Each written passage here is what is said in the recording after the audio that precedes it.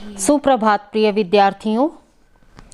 आज हम पत्र लेखन के विषय में पढ़ेंगे और औपचारिक पत्रों के विषय में जानेंगे। क्या होते हैं औपचारिक पत्र? इन्हें कार्यालयीय पत्र भी बोला जाता है। प्रत्येक सरकारी अथवा निजी संस्थान को अपना दैनिक कार्य सुचारू रूप से चलाने के लिए विभिन्न संस्थानों से पत्र व्यवहार करना पड़ता है। इस प्रकार का पत्र व्यवहार कार्यालयीय पत्र व्यवहार कहलाता है।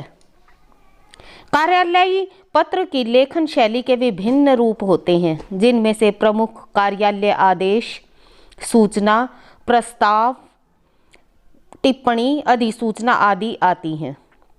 अर्थात विभिन्न सरकारी, अर्ध सरकारी अधिकारियों, कार्यालयों, संस्थानों आदि को लिखे जाने वाले पत्र औपचारिक पत्र कहलाते हैं।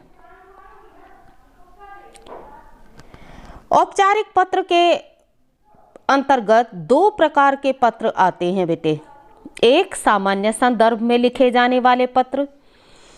इनकी विषय वस्तु प्रशासन, कार्यालय और कारोबार से जुड़ी होती है। इनकी भाषा शैली एक निश्चित सांचे में ढली होती है और प्रारूप निश्चित होता है। आवेदन पत्र, आदेश पत्र, मांग पत्र आदि पत्र इसी के अंतर्गत आते हैं। और दूसरे हैं विशिष्ट संदर्भ में लिखे जाने वाले पत्र, जिनकी विषय वस्तु सामान्य जीवन और विभिन्न परिस्थितियों से जुड़ी होती है। इनकी भाषा शैली सामान्य और औपचारिक होती है और प्रारूप आवश्यकता के अनुसार परिवर्तनशील होता है।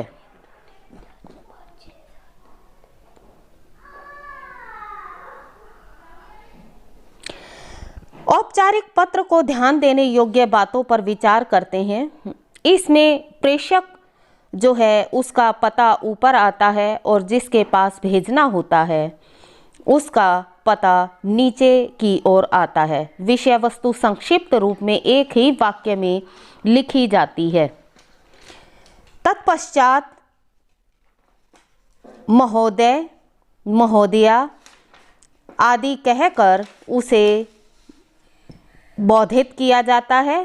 तत्पश्चात दो अनुच्छेदों में हमें अपनी समस्या बतानी होती है और अंत में हमें जो है उसके विषय वस्तु को बताना होता है।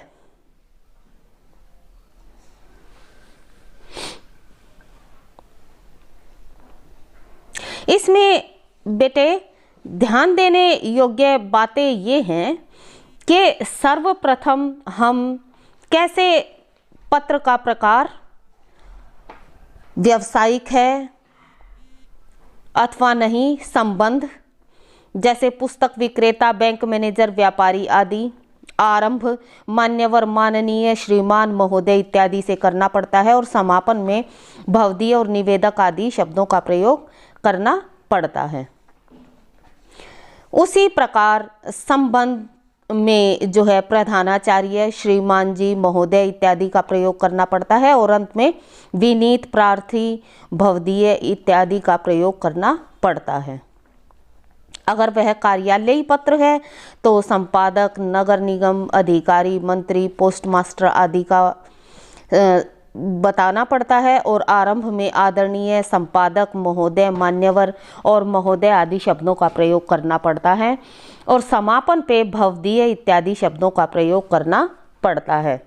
इसका हमें ध्यान रखना पड़ता है। आइए देखते हैं एक उदाहरण जिसके माध्यम से आप इसे भली भांति समझ जाएंगे।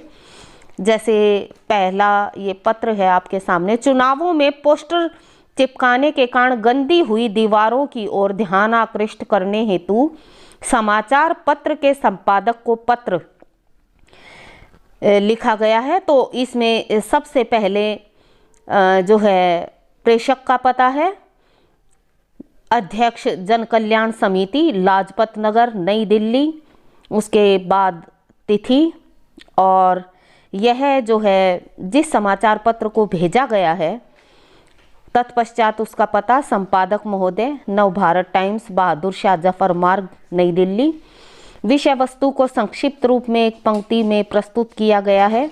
चुनावों में गंदी हुई दीवारों की ओर ध्यान आकृष्ट करने हेतु पत्र। उसके बाद महोदय, मैं आपके लोकप्रिय समाचार पत्र के माध्यम से संबंधित अधिकारियों का ध्यान चुनावों में पोस्टर चिपकाने के कारण गंदी हुई दीवारों की ओर आकृष्ट करना चाहता हूं। क्योंकि हम लोकतंत्र में रहते हैं, इस कारण कोई ना कोई चुनाव होता ही रहता है।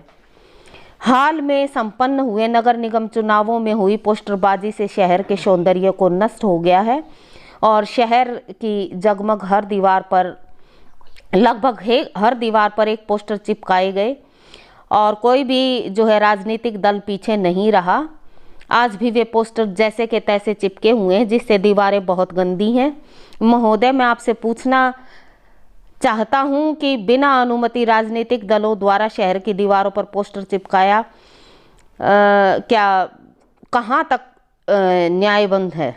अतः जो है इन पोस्टरों को हटाया जाए और शहर को साफ और स्वच्छ रखने में हमारी मदद की जाए। एक और पत्र के माध्यम से देखते हैं। पूजा स्थल पर रात दिन लाउड स्पीकर के शोर की शिकायत करते हुए थानाध्यक्ष को पत्र। तो इसमें सबसे पहले जो है जिसने ये पत्र भेजा है उसका पता आएगा, जैसा कि आप ऊपर देख रहे हैं। उसके बाद जिसे ये पत्र भेजा गया उसका पता थानाध्यक्ष महोदय, और विषय वस्तु में एक पंक्ति में बताया गया है कि पूजा स्थल पर रात दिन लाउड स्पीकर के शोर के संदर्भ में पत्र, और महोदय कहकर जो है उसे बोधित किया गया है। तत्पश्चात जो है अपनी समस्या जो है थानाध्यक्ष महोदय के सम्मुख प्रस्तुत की गई है। तो इस प्रकार से हम इसी प्रारूप के द्वारा औपचारिक पत्र लिखते हैं। जैसे महोदय, हमारे क्षेत्र में अनेक धार्मिक स्थल हैं जिनमें मंदिर, मस्जिद और गुरुद्वारे शामिल हैं। इन सभी में सुबह 4 बजे से ही लाउड स्पीकर का शोर आरंभ हो जाता है और तेज आवाज़ में बजाया जाता है। नींद भंग होती है, ध्वनि प्रदूषण बढ़ता है। यहाँ के ज़्यादातर लोग काम धंधा करने वाले हैं, देर रात से सोते हैं और उन्हें नींद की ज़्यादा ज़रूरत होती है, परंतु इस शोर के कारण जो है बच्चों की पढ़ाई पर भी असर पड़ता है। तो इस तरह से हम जो है अपने विचार व्यक्त करते हैं। औपचारिक पत्र में हमने सीखा एक महत्वपूर्ण भेद पत्र का। औपचारिक पत्र जो विभिन्न सरकारी, अर्ध सरकारी अधिकारियों, कार्यालयों, संस्थानों आदि को लिखे जाते हैं। इन पत्रों को हम अपनी कार्यपुस्तक